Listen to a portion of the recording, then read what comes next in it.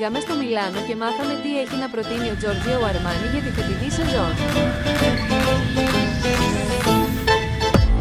Morning. Καρακικές. Βρύσεις.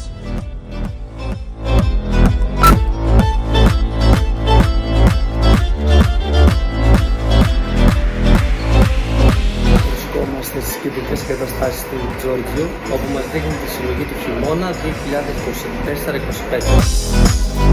Φέτος βλέπουμε ότι είναι πάρα πολύ τάση το tone to tone που λέμε, δηλαδή όλα τα ρούχα έχουν το λογότυπο πάνω στο χρώμα τους, χωρίς να προτείνει τις σκληρές αντιθέσεις.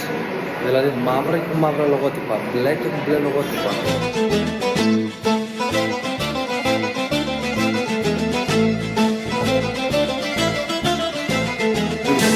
Πάρα πολύ για άλλη μια φορά τα πανιά του, που τα κάνει ακόμα πιο ποιοτικά. Για τους επιχειρηματίες προτείνονται ειδικά αυτού του είδους τα ρούχα, διότι τσαλακώνονται δύσκολα, ας με επιτραπεί να πω ότι λερώνονται και δύσκολα. Οπότε βολεύουν στα ταξίδια τους. Δεν μας επιτρέπεται να δείξουν πολλές εικόνες, αλλά θα σας κάνω ένα γρήγορο βιντεάκι και ό,τι προλάβετε να δείτε για να έχετε μια αίσθηση του Giorgio στο Μιλάνο.